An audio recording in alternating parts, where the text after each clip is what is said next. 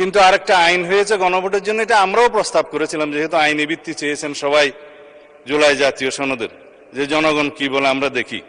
সেখানে জুলাই জাতীয় সনদ যেভাবে স্বাক্ষরিত হয়েছে, রাজনৈতিক সমঝোতার দলিল হিসেবে ঐতিহাসিকভাবে যেটা স্বাক্ষরিত হয়েছে, তার উপর ভিত্তি করে জুলাই জাতীয় সনদের পক্ষে এদেশের জনগণ আছে কি নাই সেই প্রশ্নে গণভোট হতে পারে, এবং সেটা একদিনে হবে না, 2 দিনে হবে, সেই বাহাস অনেকদিন হয়েছে, অতঃপর একদিনে অনুষ্ঠিত হয়েছে।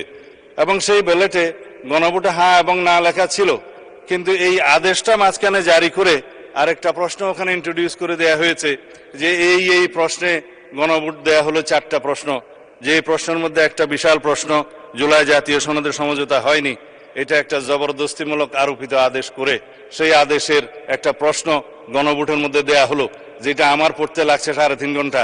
জনগণ সেটা পড়ে হ্যাঁ এবং না দিয়েছে কিনা আমি জানি না, তবে 4টা ভোট 4টা প্রশ্ন, সেই প্রশ্নের মধ্যে একটা অ্যান্সার দিতে বলা হয়েছে, আইদার হ্যাঁ অথবা না বলুন।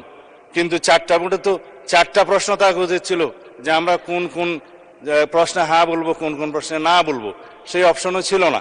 আমি সেই লম্বা বাহাসে যাচ্ছি না, তারপরও গণভোটের রায় যদি বাস্তবায়ন করতে হয়, সেই গণভোট এই আইন অনুসারে, সেই রায় অনুসারে সংবিধানে আগে সংস্কার আসতে হবে, সংবিধানের সংশোধন আসতে হবে।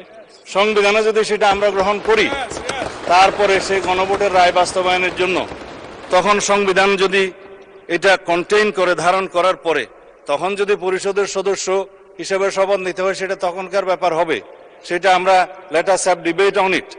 তবে এখন এই সংবিধান সংশোধনের জন্য আমরা এই সেশনে বিল আনতে পারবো কিনা সেটা যথেষ্ট সন্দেহ আছে। এই কারণে যে 133টা অধ্যাদেশ এখানে উত্থাপিত হয়েছে প্রথম দিনে, আজকে হয়তো মাননীয় আইনমন্ত্রী সেগুলা বিশেষ কমিটি দেওয়ার জন্য প্রস্তাব করতে পারেন, তারপরে সেটা স্ক্রুটিনি হবে, রিপোর্ট পেশ হবে, সময় আছে 30 দিন। এটা কোনো কার্য দিবস নয়, পঞ্জিকা দিবস। 30 দিনের মধ্যে এই অধ্যাদেশগুলো সম্পর্কে আমাদেরকে ফয়সালা করতে হবে। এখন সেই অধ্যাদেশগুলো ফয়সালা করতে গিয়ে 15 দিন এখন লম্বা ছুটিতে, 29 তারিখের আগে আপনি আর সেশন করতে পারছেন না আজকের পরে, তখন এগুলো করতে করতে এই সেশন চলে যাবে। তারপরের সেশনে আপনার বাজেট অধিবেশন, বাজেট অধিবেশনের সময় যদি আপনারা অ্যালাউ করেন যে সংবিধান সংশোধনের বিষয়ে এই হাউস সিদ্ধান্ত নেয়, কার্য উপদেষ্টা কমিটিতে যদি সিদ্ধান্ত হয়, তখন বাজেটের এই সেশনের মধ্যেও সংবিধান সংশোধনের জন্য কমিটি করে তারা এই জুলাই জাতীয় সনদকে সেখানে ধারণ করে সংবিধান সংশোধনের জন্য বিল উত্থাপন করতে পারে। সেই বিলটা তারপর আলোচনা হবে, পাশ হবে, সেটা তখন সেই সেশনে করা যাবে কিনা আপনারা সিদ্ধান্ত নেবেন। আমি পজিটিভলি যাচ্ছি, আমি কোনো কিছু অস্বীকার করছি না। জনরায়কে সম্মান দিতে হবে, কিন্তু সেটা সাংবিধানিকভাবে দিতে হবে, আইনগতভাবে দিতে হবে। এখানে ইমোশনের কোনো জায়গা নেই।